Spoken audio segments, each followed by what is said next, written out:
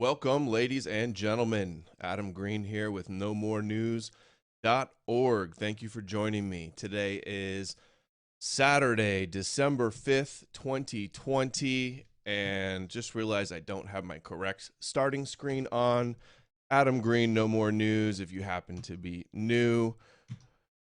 nomorenews.org, DLive, BitChute. We're going to be covering today the Great Reset, Klaus Schwab's Fourth Industrial Revolution, the World Economic Forum, and a ton of people have been covering this, but nobody quite has covered the information that I'm going to share with you today about these issues, which I think is the crux of the issue that's going on here. So this is going to be a quick stream, 50 minutes hopefully, and then I'm going to hop over and watch the high impact flicks and anomaly debate. So you guys will join me over there, and this will be up on BitChute. So we have this, the longtime head of the World Economic Forum, Klaus Schwab, with his just ridiculous, futuristic Superman from outer space outfit.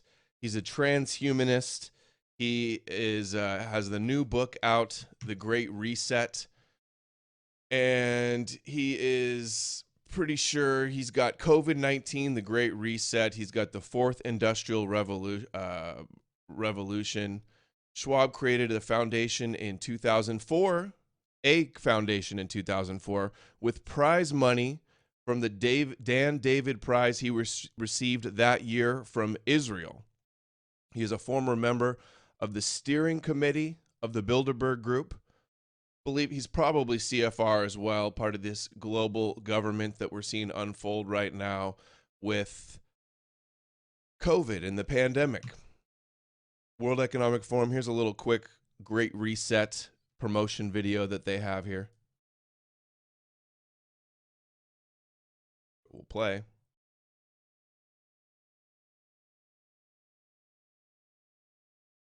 The beginning of a movie. The world is collapsing. Birth pangs of the Moshiach. The new messianic era is about to start. Zoom, connected, internet of things, smart cities, robots, drones, mass vaccines, medical tyranny, one world currency,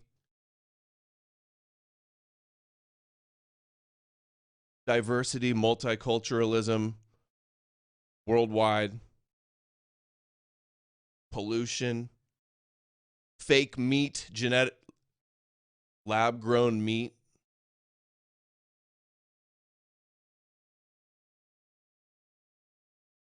Black Lives Matter, there you go, test tube babies, gene editing, space wars, climate change laws. That's a nice shot. Oh, it's going to be glorious. Like water and fish and trees. Join us. Join us. Pick up your Klaus Schwab Superman 3 costume at the website. 8 predictions for the world in 2030. They lay them all out for you. Here's the video. 8 predictions. You'll own nothing and you'll be happy. It starts off right away like a SNL skit. Whatever you want, you'll rent. You won't own anything. Delivered by drones. The U.S., and I know a lot of people have probably covered this. I'm going to get into issues. A handful of countries will dominate. I'm going to show things about this that nobody else has shown, so stick with me. The U.S. won't be the world's leading superpower. Oh, doesn't that sound glorious? The United States. Interesting that they point this out. It's acknowledging the U.S. as a superpower and saying they're going to bring down America and then usher in this new global government, which is going to be controlled by, we'll see here in a minute. Handful of countries will dominate. It'll be China and Russia and Israel and India and the Eurasian superstate to the Federated Union of Continents, like Ben-Gurion said. But eventually, ultimately, the agenda is from Jerusalem. There's a video from the Christian Broadcast Network that talked about they don't want the Hague anymore. They want the center, the capital, to be a religious, political, one world government, one world religion, Noahide law, one world currency from Israel and their cybersecurity dominance. You won't die waiting for an organ. 3D printed organs.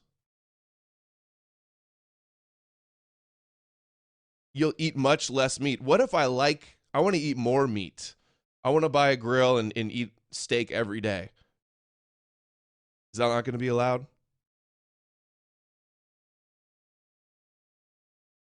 An occasional treat. You know, the elite will be having all their elite meats, the finest cuts, grass-fed, all of that stuff. But the peasants will just eat the slave food. Take your soy, take your fake meats, take your genetically modified, pesticide-ridden foods. 1 billion people will be displaced. I wonder where they're going to go. I wonder what countries they're going to open up the borders and flock to. Refugees welcome. We'll have to do a better job of welcoming and integrating refugees. Like there's just no debate. Just everybody's going to have to mix together everywhere in the world, except for Israel, of course. They're the holy ones that need to be kept separate. Polluters will have to pay. Global price for carbon taxes. Get rid of fossil fuels. We're going to go to Mars. How long have they been saying that? Scientists will have worked out how to keep you healthy in space. Start of a new journey to find alien life. Okay. Western values. So they're going to bring down Western values. So what does that mean? We're going to have Eastern values, communism?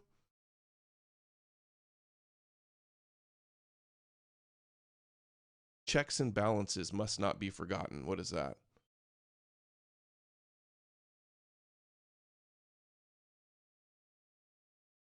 You'll own nothing and you'll love it. Here's Klaus Schwab says, must prepare for an angrier world.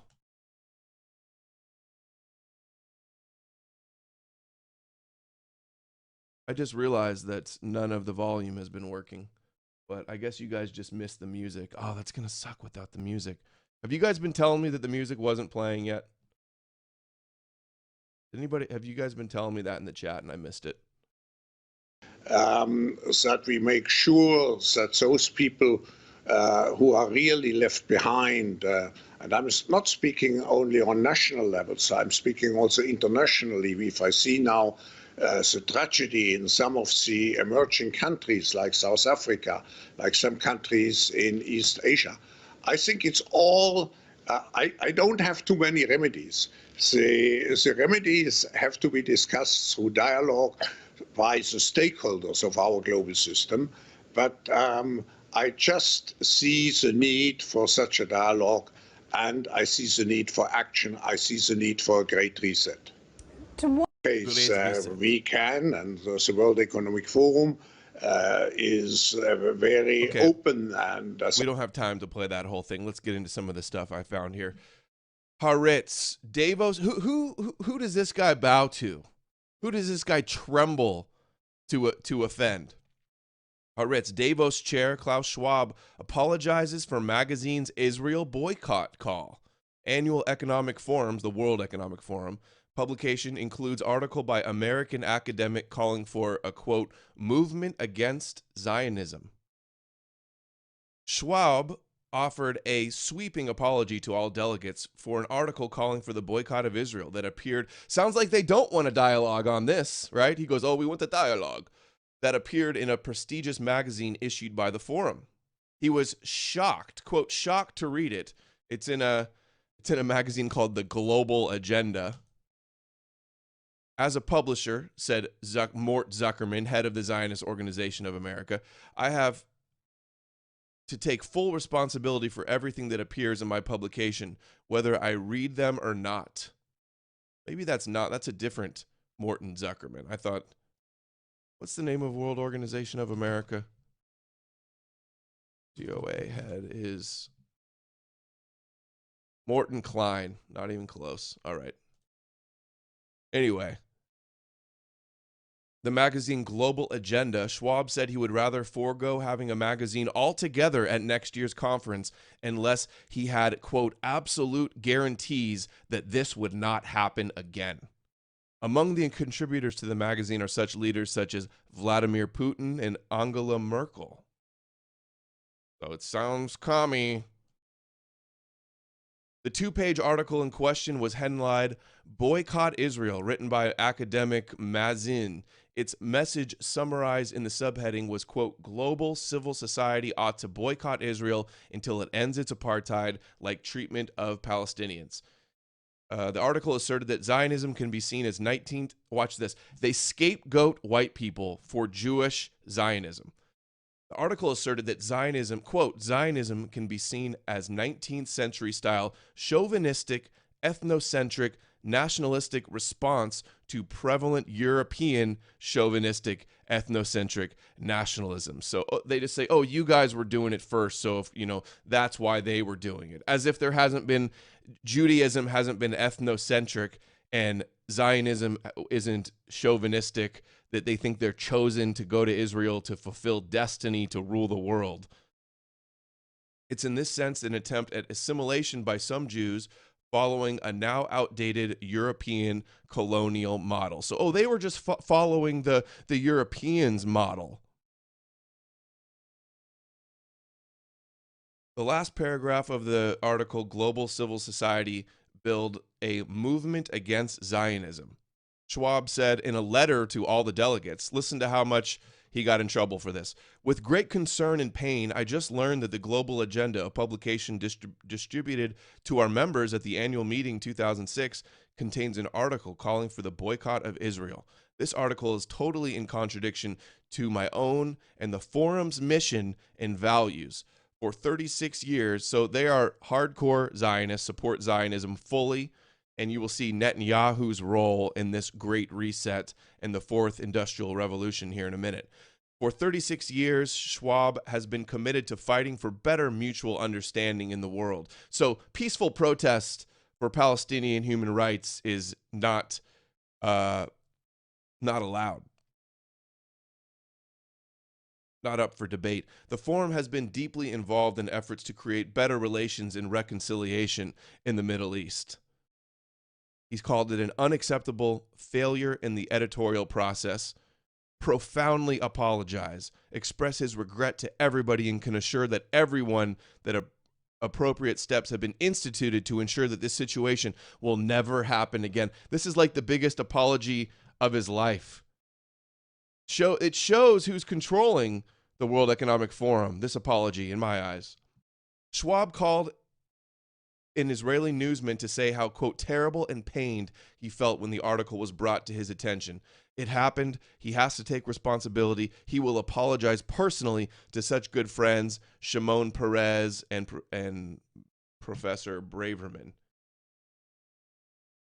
All right. Next, Jewish-Christian relations. Jewish-Christian relations is the International Council of Christians and Jews. It's a group that's an umbrella organization of 38 national groups in 32 countries worldwide engaged in the Judeo-Christian dialogue for Noahide laws. Founded as a reaction to the Holocaust, many groups of theologians, historians, and educators dedicated their efforts to seek Christian-Jewish reconciliation. Esau's reconciliation with Jacob, to come and serve them and be Noahides, or be a Amalek and be destroyed. Oh, and by the way, speaking of Amalek, if you guys want to become an Amalek, I've been announcing it on multiple shows, telling people to subscribe on DLive, but I didn't have the subscribe button activated. So now you can subscribe, support the channel through DLive, support DLive, who's standing up for free speech, and become an Amalek. That's the title you get in the chat when you support the channel. Appreciate everybody that's already, all the Amalekites I'm already seeing in there. Means a lot. Okay, so International Council of Christians and Jews. International Council of Christians and Jews. What do we have here? SHSCHW. The annual ICCJ Sternberg Awards, Sir Sigmund Sternberg, that's a name, award, was presented jointly to Professor Dr. Klaus Schwab at the World Economic Forum. So he wins Sir Sigmund Sternberg Award and bows and grovels and makes the biggest apology and mistake of his life when he allows I'll make Esau an option too, I guess. Okay. Anyway, so award winner from this Judeo-Christian group. Now, this is an amazing article. What a coincidence here. And when we're talking 9/11, I don't know if there's many coincidences. We look at the coincidences surrounding 9/11 a little deeper, don't we? So here's Jewish Telegraph Agency. Religion has role at economic forum. How about that? The Judeo-Christian religion. This is Rachel Pomerantz. That's the name of the lawyer that helped Trump get bailed out by Wilbur Ross, the Rothschild banker in the early 1990s. I think his name was Alan Pomerantz. I wonder if they're related. But this is 2002. There is Klaus Schwab next to his rabbi friend, one of the top rabbis in New York, and Chabad Lubavitch rabbi. At least he looks Chabad Lubavitch. I'm not 100% sure. Probably is. Oh, wait, here we go. Israel's chief Ashkenazi rabbi, Yisrael Meyer Lau. So we know what 9/11 was. And look at what 9/11, how they reacted to it. This is how they reacted. Bring all the religious leaders into Davos. Now it says here, among the who's who of business and political leaders roaming the halls of this year's World Economic Forum was an unprecedentedly large contingent of rabbis, priests, and philo-Semitic imams. The new members of one of the world's most elite clubs demonstrates that, especially since 9/11, religion increasingly is seen as an integral force in economic and political relations. One world government, one world religion. Quote, what September 11th demonstrated more forcefully ever is that religion can be terribly abused for violent purposes that can affect us all, said Rabbi Rosen. In fact, the founder and president of the World Economic Forum, Klaus Schwab, was having breakfast with Rabbi Arthur Schneier at his Park East Synagogue in New York when the two jets struck the World Trade Center, Schneier said. I mean, I'm sure that Klaus Schwab is just having meetings and breakfast with top rabbis all the time, or at least somewhat frequently. Maybe not rare, but is it a coincidence that he was there on the morning of 9/11 to help create the narrative, to help play out a script or something? Because look at what happened. He's there on the morning of 9/11, and now all the rabbis are coming into Davos with the Christian Zionists and these Noahide one world, build the temple religion people. Not to mention, I played the clip all the Israeli foreknowledge of 9/11. There's the dancing Israelis, the Odigo text messages.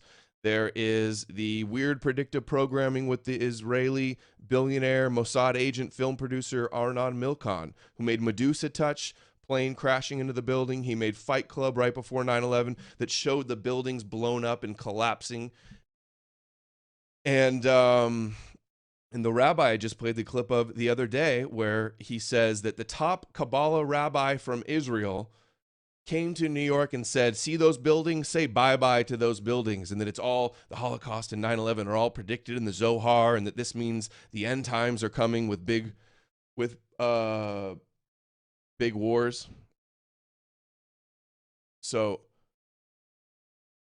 I'm skeptical here. Let's see if there's anything else. Okay, here. He referred, so when Schneier, this rabbi he was meeting with, and we're going to get into him a bit here, said, we must pledge to invoke God's name for life and not death, for peace and not strife, for tolerance and not for oppression.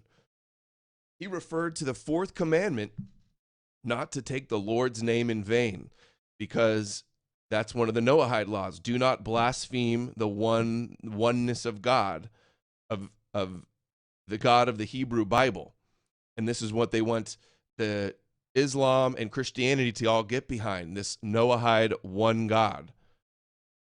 The significance of religious leaders being incorporated into a dialogue with political leaders and CEOs is of great value, Schneier said, because after September 11th, when we talk about reevaluation of priorities and values, we religious leaders will have to have the ear of the people. So right after 9/11, there they are. There's the end to the World Economic Forum for the one world religion.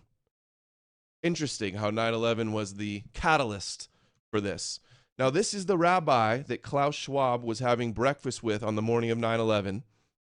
Arthur Schneier, one of the top Holocaust survivor, one of the top rabbis in New York, served 50 years as senior rabbi. He's an Orthodox rabbi, went to Yeshiva University. Where's my highlights? That same year, Rabbi Schneier was the keynote speaker at the Interfaith Conference convened by King Abdullah of Saudi Arabia.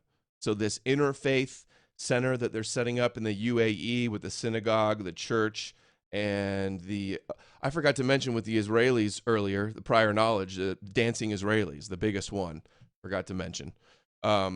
That same year, King Abdullah, so meeting with the Saudis for the one world religion, that they're look at MBS and look at Kushner, best buds. In 2009, he had a private audience with the Pope to reaffirm Nostra Aetate, I think that's how it's pronounced, adopted by the Second Vatican Council. So he's involved with the Second Vatican Council and the new Noahide Jesuit Pope, who wants to eradicate anti-Semitism and says inside every Christian is a Jew. This rabbi was named 100 Most Trusted People in America by Reader's Digest. Whatever you press to doubt. One of the 50 most influential rabbis from 2009 to 2013 by Newsweek. This rabbi that Klaus Schwab was having breakfast with on 9/11 is the member of the Council on Foreign Relations and the board of the United States Holocaust Memorial Museum. He's the honorary chairman of the Religious Zionists of America and serves as vice president of the World Jewish Congress. Quite the resume. Just say if there was a conspiracy, this would be one of the guys that was in the know. Just like just a coincidence that Ari Fleischer, Bush's press secretary on 9/11, is also Chabad. Let's see if I can find that photo.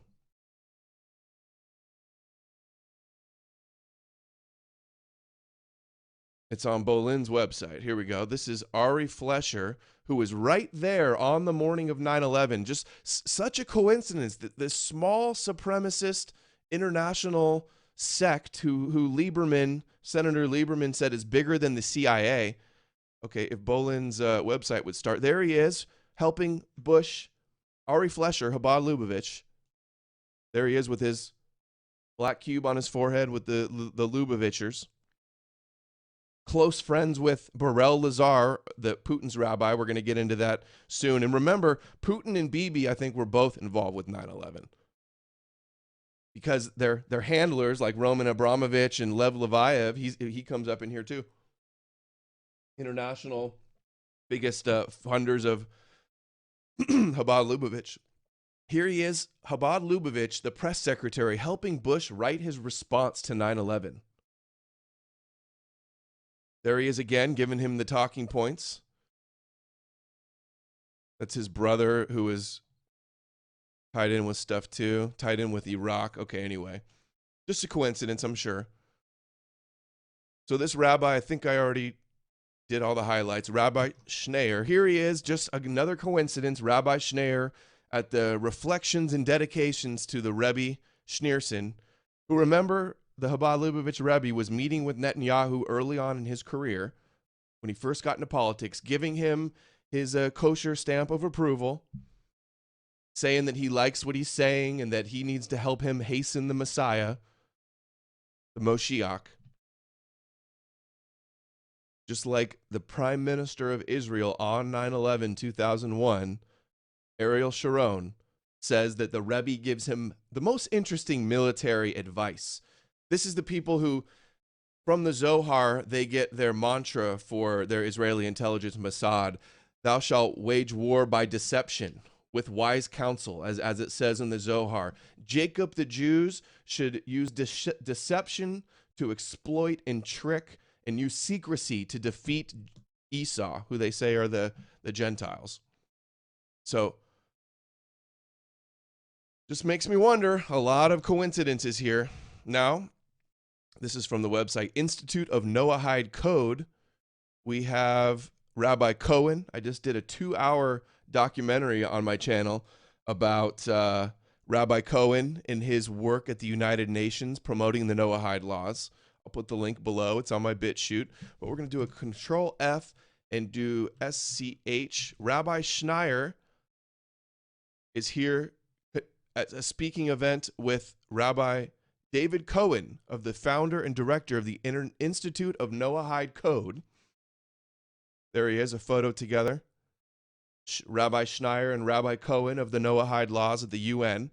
So we got UN, Rabbi Cohen, Schneier, now at World Economic Forum. Oh, wow, there's more Schneiers. Oh, wait, they might not be Schneiers. Schneerson. Yeah, okay. Oh, yeah, Schneier meets with the Pope for this, I don't know how to pronounce this. Sorry, I didn't go to Catholic school. Nostra Aetate. I saw E. Michael Jones talking about this. This is the agreement that they had with the Jews. I believe the Second Vatican Council is where they really, things changed to be more, or to become philo-Semitic in the Catholic Church. Of course, the Protestant Reformation Judaized and led to the Christian Zionists. Here's Chabad Lubovich's website now, lubavitch.com. In conversation, Russia's chief rabbi on Russia and the Jews today, Beryl Lazar and Putin. And we have here,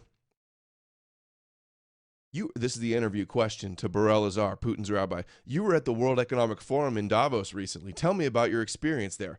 He says, Rabbi Beryl Lazar says, I've been going to Davos for 8 years now. It is an amazing opportunity to meet and talk with leaders in business, politics, and religion. And that's thanks to Mr. Klaus Schwab, the president of the World Economic Forum, who has been inviting religious leaders for the past 10 years or so, since 9/11, since he was having breakfast with Rabbi Schneier, or so, to interact with business people and people in government, to facilitate a bridging of cultures and religions. I love that. That's a funny meme there with Nicolas Cage. Anyway, so there's Putin's rabbi. Remember, Putin, former KGB, was propped up into power by Roman Abramovich, one of the biggest billionaires that funds Chabad Lubavitch. Now we have New York Jewish Week.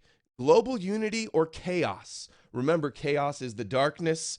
Chaos is Esau. Chaos is the Gentiles in the Kabbalistic view. Global unity or global chaos? A special report from the World Economic Forum by Rabbi Shmuley Yanklowitz. Ooh, that's a name. He says, I have returned to Switzerland this week as the rabbinic representative to join global partners and interfaith leaders at the World Economic Forum. Here, we continue to plan the annual gathering in Davos this winter and to think tank the greatest moral, economic, and political issues of our time. In conversations about global issues with interfaith leaders from around the world, the case articulated was clear. We need more interreligious unity.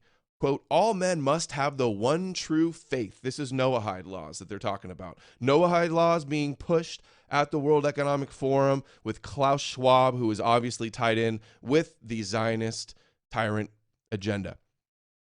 I'd propose 3 possible Jewish theological frameworks for relationships with the divine that can enable and encourage us to encounter the faiths of others.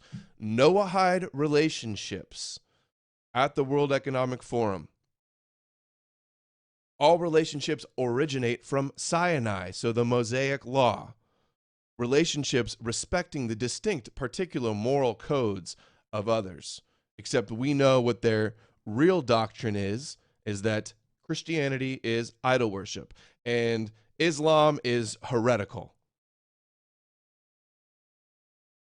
In contrast, there is a position that Noahide laws are not distinct from Sinaitic laws. The Midrash explains that, quote, the Noahide laws are the same as the laws the Jews were commanded at Sinai. Engaging together with others who appear different is crucial because we actually share the same law. It's like, hey, guys, you guys follow the same law as us. You have an obligation as well. Worship the God that chose us. Serve us as Esau. It's a great deal. Otherwise, you will be decapitated and destroyed as Amalek. Your memory will be wiped away from the planet. The darkness will be eliminated. And it says, we share the same law. Jewish leadership can play a crucial role as global connector. It sounds just like Rabbi Laitman. We've been sent here as aliens from a different dimension to conquer Earth, to connect the world and serve our destiny and our purpose. The Jewish leadership can play a crucial role as global connector. Meanwhile, I got clips of rabbis saying there's going to be a big end times war between Ishmael and Esau, which is the Arabs and the Europeans, and they will clash and they will destroy each other in Gog and Magog war. And we're in the middle, and we're instigating, and we play both sides. Ugh. The crucial role is global connector. This is what they believe Tikkun Olam is, healing the world with the Noahide laws. Just imagine, again, Lubavitch's website. Chief Rabbi of Russia speaks at World Economic Forum, Beryl Lazar. This time around, president of CIS, Federation of Jewish Communities, Lev Leviev, I believe, tied to Kushner, business partners, diamond tycoon tied to Kushner, one of the world's biggest, that we know of, biggest funders of Chabad Lubavitch, and also very close to Putin, is also taking part in the Davos Forum. Rabbi Lazar serves as a member of the World Economic Forum's Council of 100. Beryl Lazar is a part of a interreligious group in Russia where they are trying to say that you can't use Christian verses and interpret them that are anti-Semitic, and that they're doing this, the unity of one God, everybody recognizing the one God thing. Also, remember, they tried to change the Constitution to acknowledge this one God that they're doing. Let me make sure I didn't skip anything here. No, that's it. Short article. Here's Shmuley Boteach, who is also connected to Chabad, top famous rabbi. He says, Shabbos in Davos. So Shabbos, very, very close with the Jewish community, obviously. Is all the other conspiracy researchers covering World Economic Forum and the Great Reset, have they gotten into any of this information? And I'm only just getting started. It's getting worse from here on out. Is everybody else covering this stuff, or is this the one part that they won't cover, that they won't get into? Too afraid of the stigma of calling out the chosen ones. Wow, thanks for the lemons, guys. So I don't even want to read this article, but just, you guys know Shmuley Boteach. I've covered him many times. He says, Shabbos and Davos almost rhymes, like the two are meant to be together. This is 2013. And so it felt this past weekend at the Alpine World Economic Forum in Switzerland. Every year on Friday night, the forum hosts a Shabbat meal. Longtime attendants say, started with a handful of people, leading Israeli economists, who now boast world leaders and Jewish personalities from around the globe. Okay. Shabbos and Davos. Now, some articles from World Economic Forum. Notice the narrative. This is what there is going to be on their agenda. 90% of European Jews say anti-Semitism is getting worse. We need to punish those anti-Semitic Amalek Europeans. This is the agenda. Like they show their studies here. Oh, Europe is so anti-Semitic. We need anti-Semitism laws. We need anti-Semitism czars. We need to implement this definition of the International Holocaust Remembrance Alliance definition. There's bills that Trump signed into law for Europe to implement and impose this definition on all the institutions and countries around the world. Trump's executive order for free speech on campus included this definition and shutdown of BDS and boycotting Israel. So there's one headline, World Economic Forum. Here's a tweet, rising anti-Semitism. Oh, this is the same article, though. We have World Economic Forum. To fight anti-Semitism, we need to understand where it came from. Comes from Amalek. Comes from Esau, who is born hating them, that hates them for no reason. They don't even know why. They're just born anti-Semites. I do seem over-caffeinated, yes. I just had a big cold brew. And I got to speed it up because I'm going to watch the debate at 1 here with Anomaly and High Impact Flicks. So we need to understand where it came from. They say that it's all anti-Semitism is illogical, it's completely baseless, and that it's just the hatred. It's just the hatred of Amalek. So in order to get rid of the anti-Semites, they're going to need laws, they're going to need punishments, and they're going to need tons of propaganda. They're going to try to put you out of business, destroy your life, put you in prison, and possibly the death penalty. According to the Noahide laws, that's what they say. That's what Maimonides says. What does that say? Ancient tradition of hatred, yes. The ancient hate. Everybody hates them for no reason. It's all over the world since the beginning of time. Here's World Economic Forum. Pinchas Goldschmidt, Chief Rabbi and President, Conference of European Rabbis. He's a member there. World Economic Forum. Deaths from far-right terrorism have more than tripled in the West. Whose narrative does this sound like? Does this sound like white people or Nazis that Alex Jones says is behind these groups? Or the Chi-Coms? We know whose agenda this is. This is the ADL International Jewish Agenda. Jews from far-right terror, or deaths from far-right terrorism have more than tripled in the West. This is the narrative. Right-wing extremism, the new wave of global terrorism. It is so undoubtedly, it's just so simple to see who is behind the World Economic Forum agenda and who is running. World Economic Forum, Jonathan Greenblatt featured on their website. The Anti-Defamation Leagues. Jonathan Greenblatt is a real hero to the World Economic Forum, countering the real threats of cyber hate, hiding our... How dare the Goyim hate our Zionist agenda to enslave them and rule the world according to our prophecies? How dare the Goyim blow the whistle about how we think they're cattle and beasts of the field and impure, demonic, Satan seed souls? How dare they? They're not allowed to read from the Zohar and the Talmud. That's a death penalty in our religion. World Economic Forum, more with the agenda. Cultural assimilation is a crucial part of reducing anti-immigrant sentiment in native populations.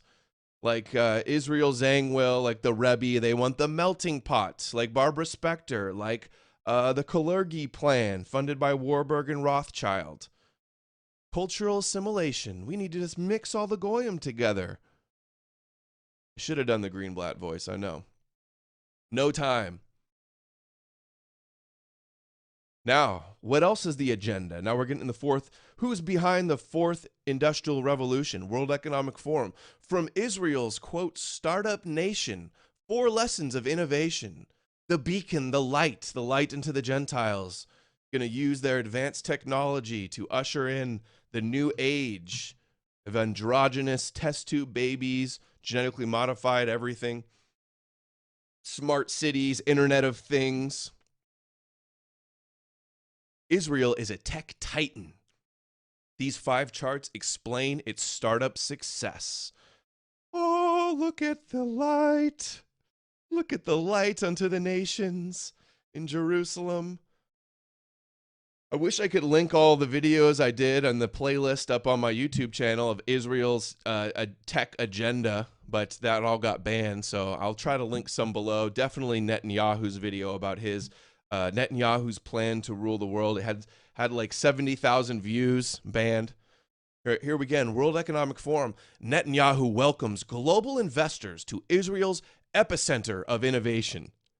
So remember the video we watched at the beginning. America's no longer going to be a superpower, and other countries are going to, step up. And America's going to have to be put down. Edom and America and the West and European is going to have to be destroyed and repent and serve the chosen ones.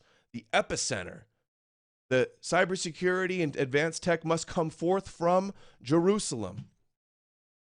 And Netanyahu. So America's going down. Israel is a rising power among the nations, and a light unto the nations, as prophesied by Isaiah, as Netanyahu said.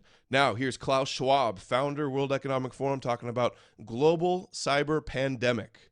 Man, I'm going so fast today, it's like I'm already sped up to 1.5. But still pay insufficient attention to the frightening scenario of a comprehensive cyber attack, which would bring to a complete halt to the power supply, transportation, hospital services, our society as a whole. The COVID-19 crisis would be seen in this respect as a small disturbance in comparison to a major cyber attack.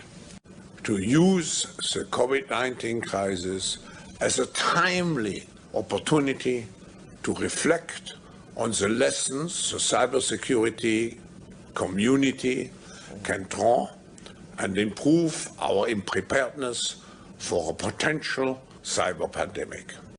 Cyber pandemic. That's what they have for us next, or at least the threat of a cyber pandemic. Remember, Netanyahu was at the United Nations and said that he wanted to have a world governing body for cybersecurity, and he said Israel should be in charge of it. It's in the video. I'll link it below. Netanyahu's planning to take over the world. Israel can offer much to the region, says Netanyahu, and is open to talks on a Middle East peace plan. World Economic Forum. World Economic Forum. Religious violence is on the rise, but can faith-based communities do about it? Well, they're going to promote the Noahide laws. That's what they're doing. Klaus Schwab, I don't know why I have that there. Okay, here we go. World Economic Forum. The Great Reset. Duque, Kagame, and Netanyahu. How to harness digital tech after the pandemic. Netanyahu's role in all of this, huh? Here's Netanyahu. Netanyahu pauses coronavirus meeting to address World Economic Forum panel. Yes, Fourth Industrial Revolution by Klaus Schwab. It's a book he wrote. This is article on World Economic Forum. He says, ubiquitous mobile supercomputing, intelligent robots, self-driving cars, from Israel's dominating there, neurotechnological brain enhancements, Neuralink, Elon Musk, who is in the PayPal mafia, genetic editing. The evidence of dramatic change is all around us, and it's happening at an exponential speed. Also, the androgyny agenda. So, Fourth Industrial Revolution, who gets invited to the Great Reset Harnessing the Fourth Industrial Revolution panel? None other than Netanyahu. To spend that birthday with us. Well, who's counting these days? But thank you. Thank you very much.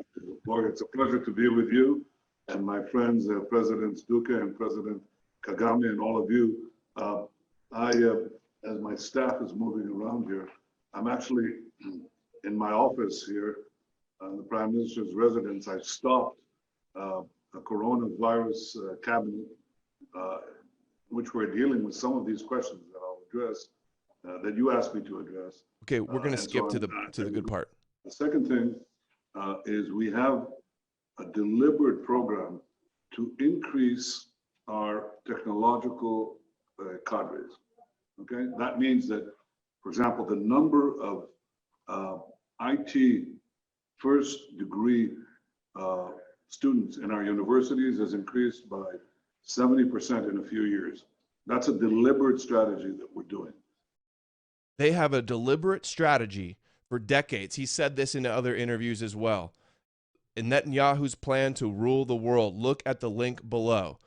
to find it in the description on BitChute. The Talpiot plan to find the smartest students and put them in Unit 8200 and train them in cybersecurity and intelligence and spread them across the world so they can spy and dominate the world in a fourth industrial revolution, going to be controlled from Israel. Now, because you'd say, well, wait a minute, but you're creating a digital divide because these guys are at the top. And what about digital divide? Israel is at the top and everybody else is down below. They're going to rule the world via technology. those who are at the bottom? But they're pulling everyone else. And also they're providing, you're educating also educators. And so we are increasing, we're constantly increasing the number of skilled, high-tech workers per capita. We're still the highest in the world, actually.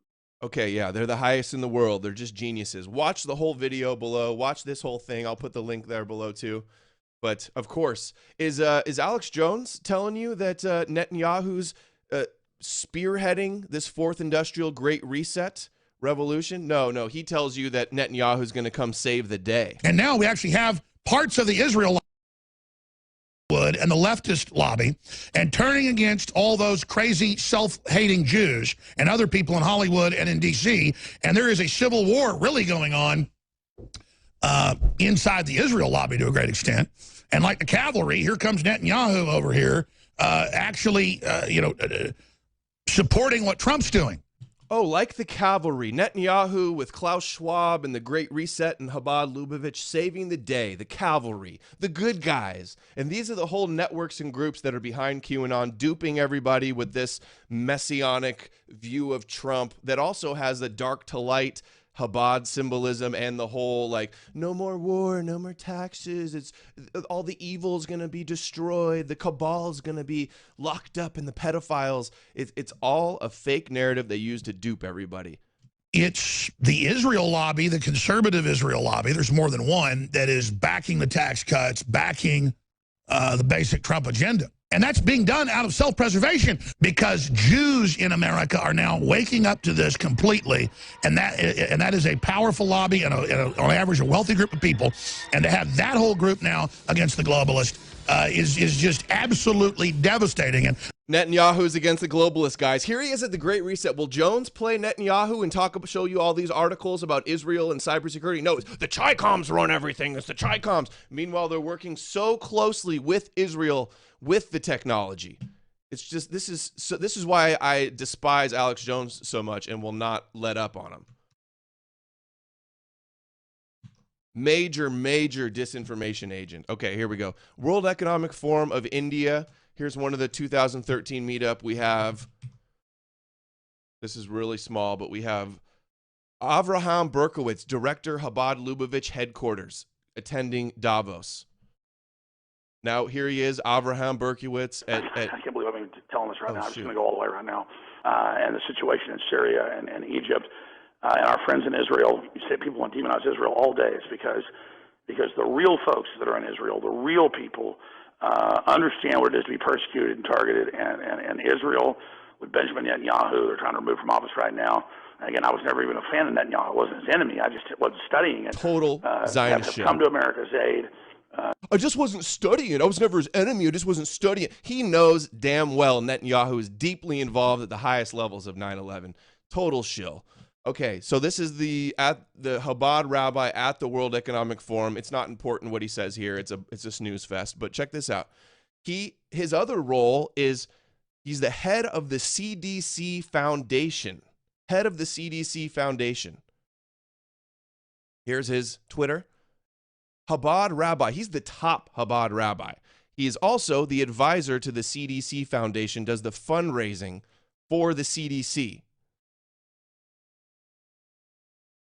Follower of the Rebbe, Rabbi Menachem Schneerson of righteous memory, at Davos, at the CDC. And what are we going through right now? A pandemic with the CDC.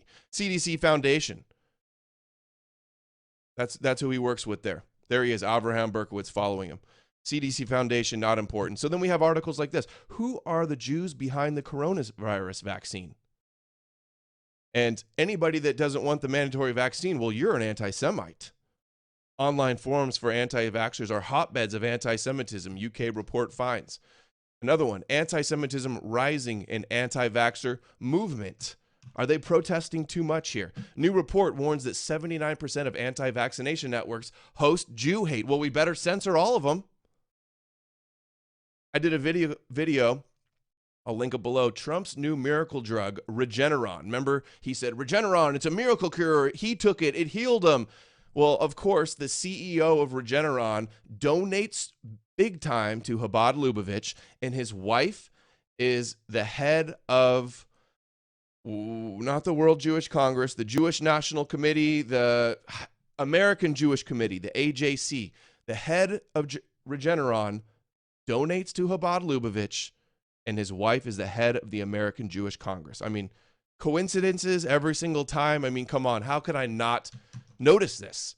Also, the other miracle drug that they promoted for COVID was hydroxychloroquine, and the biggest person that was promoting this, Hasidic New York doctor who promoted hydroxychloroquine, was a right-wing star, was tied in with Giuliani and Jerome Corsi and all of the Fox News people promoting this. Imagine the odds that both of the miracle drugs have this close of a connection to Chabad and ultra-Orthodox Jews. Recording this a couple hours after the stream, but something else I remembered that I wish I would have included in this stream is that Bill Gates, who is front and center in the pandemic, is close friends meeting with Jeffrey Epstein, investing into companies with Jeffrey Epstein. Bill Gates met with Jeffrey Epstein many times despite his past. That's 2019 New York Times Business Insider. Bill Gates' relationship with Epstein deeper than originally thought. And Epstein, of course, is very suspicious that he's with Mossad, blackmailing people for Mossad, always investing in science and technology. Bill Gates, who said he has no relationship with Epstein, reportedly met with the disgraced financier multiple times, including a 2011 meeting with billionaire and her teenage daughter. Ooh. And this was after Epstein was busted. Bill Gates addressed his multiple meetings with Jeffrey Epstein. He says, I made a mistake in judgment. Supposedly one of the richest guys in the world, but he has to go get money. His excuse was Epstein makes a lot of money, so he had to meet with him for investments, I guess, as if Bill Gates doesn't have enough money, right? Does anybody believe that? And then Microsoft Israel, Bill Gates' company, Microsoft Israel offices in Ra'anana, Tel Aviv, Herzliya, Haifa, and Nazareth. Collectively, the offices host various disciplines, including sales and marketing, along with software and hardware development domains such as cybersecurity, Israel's cybersecurity, artificial intelligence, and business intelligence, among others. Microsoft to launch new cloud data center region in Israel. This is the Pentagon cloud contract, the Jedi cloud contract that they were fighting with Amazon for. Microsoft to launch new cloud data center region in Israel. Not to mention Intel and all the chips and stuff over in Israel. And if we just do a quick search for Jerusalem cyber security, look at what we have here. New York City launches $100 million Israeli run. Here's what I'm looking for. Cyber Center in New York, run by Israel. And then 2016, we have From Jerusalem Shall Come Forth Cybersecurity. It says Cyber Guru.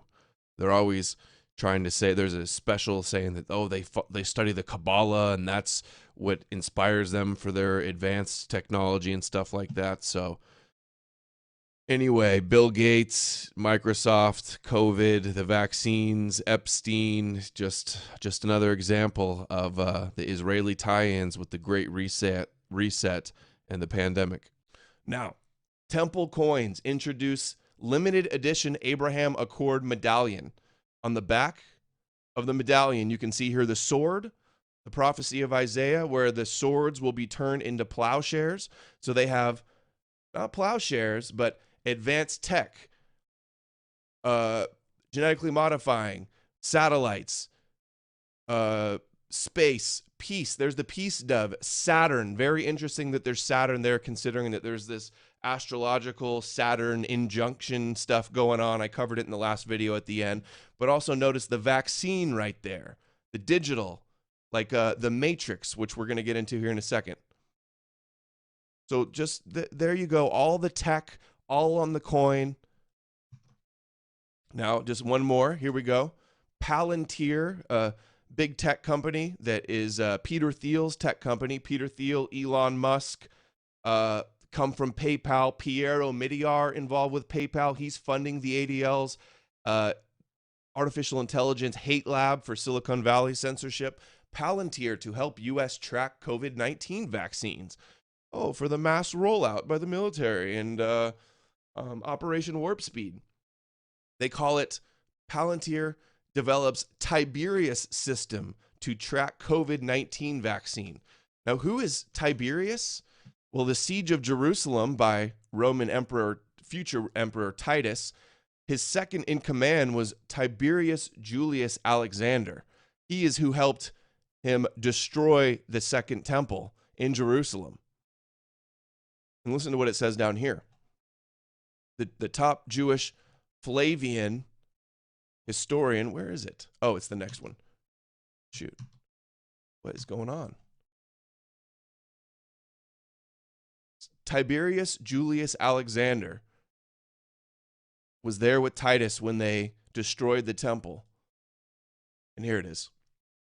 Flavius Josephus accounts the sequence of events of the destruction of the temple, and it's highly contradictory. Due to God's will, Nebuchadnezzar and the Romans being but his instruments. In rabbinic tradition, both this and the earlier destruction of the temple were due to God's will, and the Romans, Edom, are his instruments. The divine, satanic, son of Samael persecution. This is how they view all of this. So we have Tiberius destroying the temple. Tisha B'Av is the Jewish holiday of the destruction of the two temples, happened on the same day, and it's all God's will. They needed the exile. They needed the dispersion. They needed to be trodden down and persecuted by the Gentiles to fulfill their prophecies, culminating in the big burnt offering, 6 million gematria, Holocaust, atonement, redemption sacrifice.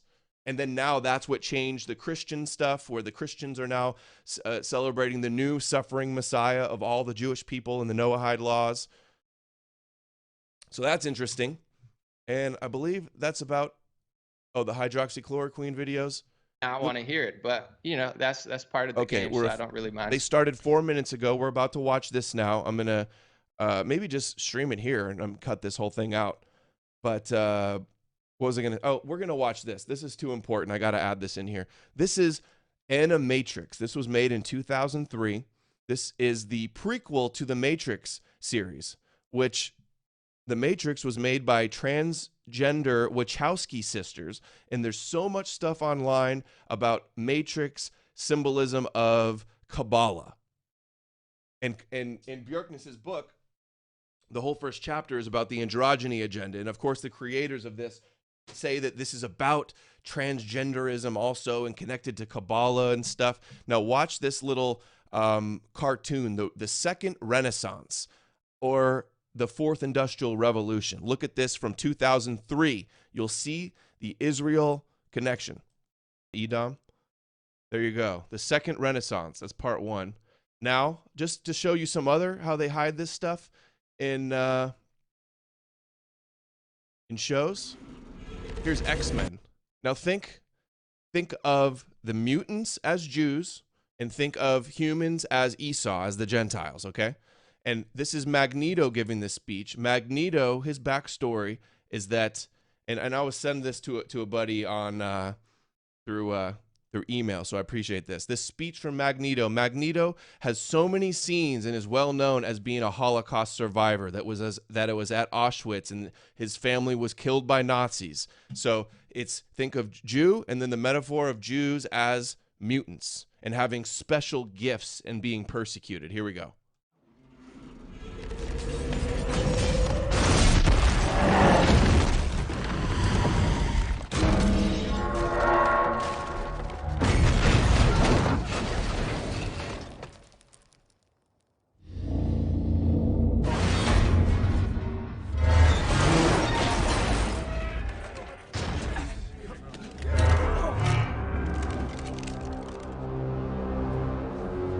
Esau and Jacob with this speech right here. Tyrion.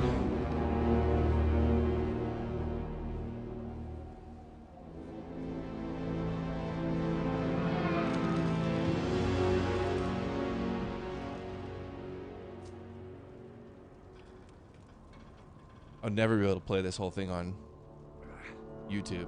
Probably get flagged. Come on, start the speech in front of all the Gentiles. You built these weapons to destroy us. Why? Because you are afraid of our gifts. You are afraid of our gifts. So the Jews, the chosen ones, their gift of being chosen, you're just jealous that they're chosen, of their success. Because we are different. We are different. Humanity has always feared that which is different. Well, I'm here. Humanity's always persecuted the Jews. That's their narrative. To tell you, to tell the world, you're right to fear us. We are the future. We are the ones who will inherit this earth. They will inherit the earth. That's another biblical concept. They will inherit the world to come. Jacob will inherit the world to come. And anyone who stands in our way will suffer the same fate as these men you see before you. What do I always say? Anybody that opposes the Zionist agenda, anybody that stands in the way of the Zionist agenda will be ruthlessly destroyed like Amalek. And remember, X-Men was created by Jews, right?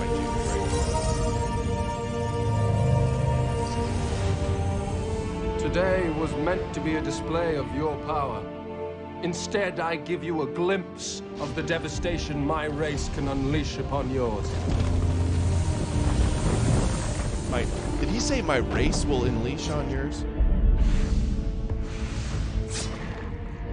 Let this be a warning to the world.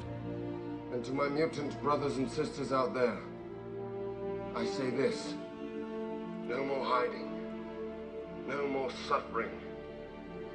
You have lived in the shadows in shame and fear for too long. Come out. Join me. Fight together in a brotherhood of our kind. A new tomorrow that starts today.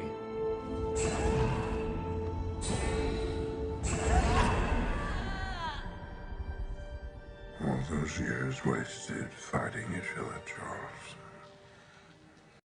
Okay, and it's just to show you guys Magneto's character. He is a Jew that was in Auschwitz. Like, that's in all of the X-Men series. This is a common thing of his backstory.